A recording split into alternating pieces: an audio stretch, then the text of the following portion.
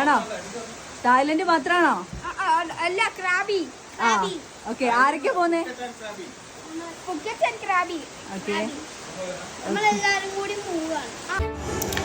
അതെ, പിള്ളേര് പറഞ്ഞാൽ പിന്നെ അപ്പീലില്ലല്ലോ.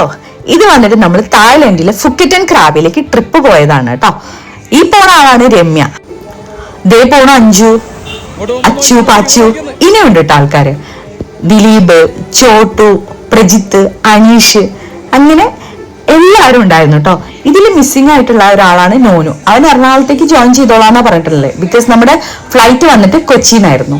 പോണ വഴി ചമ്രവട്ടത്തിറങ്ങി നല്ല ചായയും പലഹാരങ്ങളൊക്കെ കഴിച്ചു കേട്ടോ. മഴ ആയതുകൊണ്ടാണോ അതോ പോണ എക്സൈറ്റ്മെന്റ് കൊണ്ടാണോ എന്നറിയില്ല, നല്ല ടേസ്റ്റ് ഉണ്ടായിരുന്നു. അതുകൊണ്ട് തന്നെ ഇതുപോലെ തുള്ളി കളിച്ചാൽ ഇവിടുന്ന് എറണാകുളം വരെ പോയിട്ടുണ്ടായിരുന്നത്.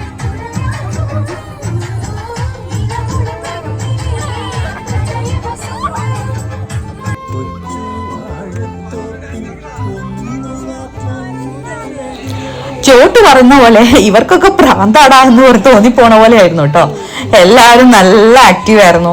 ഒത്തിരി നാൾക്ക് ശേഷം വർക്ക് പ്രഷറോ കാര്യങ്ങളോ ഇല്ല. കുട്ടികളാണെങ്കിൽ വെക്കേഷൻ മോഡിലാണ്. ഭയങ്കര സന്തോഷിച്ചാണ് ഇവിടുന്ന് അവിടെ വരെ എത്തിയിട്ടുള്ളൂ. അതുകൊണ്ട് തന്നെ നമ്മൾ യാത്ര അറിഞ്ഞതേ ഇല്ല. രാത്രി ഒരു 10:30 ഒക്കെ ആകുമ്പോഴേക്കും നമ്മൾ കൊച്ചിയിൽ എത്തിയിട്ടുണ്ടായിരുന്നു. അപ്പോഴേക്കും നമ്മളെ നോനുമാമനും കൂടെ ജോയിൻ ചെയ്തു. പിന്നെ നമ്മൾ പോയത് നേരെ സൽക്കാരയിലേക്കാണ് കേട്ടോ. ഇനിയുള്ള ദിവസങ്ങളിൽ അവിടുന്ന് എന്താ ഫുഡ് കിട്ടാന്ന് അറിയില്ലല്ലോ. അതുകൊണ്ട് നല്ല ബിരിയാണി അടിച്ച് പോവാമെന്ന് വിചാരിച്ചാണ് സൽക്കാര കയറിയത്.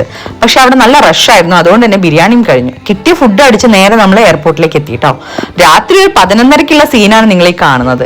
കുട്ടികൾക്കും ഞങ്ങൾക്കൊന്നും ഒരു ക്ഷീണോ അങ്ങനെ ഒന്നും ഉണ്ടായിരുന്നില്ല കേട്ടോ. എല്ലാവരും ഫുൾ ഓൺ ആയിരുന്നു. നമ്മൾ ഈ ട്രിപ്പ് പോകുന്നത് റിയൽ ടൂർ മേക്കേഴ്സിന്റെ പാക്കേജിലാണ് കേട്ടോ. അവർ ഭയങ്കര ഹെൽപ്ഫുൾ ആണ്. എസ്പെഷ്യലി സ്മിതി. നമ്മുടെ ഓരോ കാര്യങ്ങളും ഒരു മൈന്യൂട്ട് കാര്യമാണെങ്കിൽ പോലും അത് ക്ലിയർ ചെയ്ത് നല്ലൊരു പിക്ചർ വന്നിട്ടാണ് അവർ നമ്മളെ ഈ ടൂറിന് അയച്ചിട്ടുണ്ടായിരുന്നത്.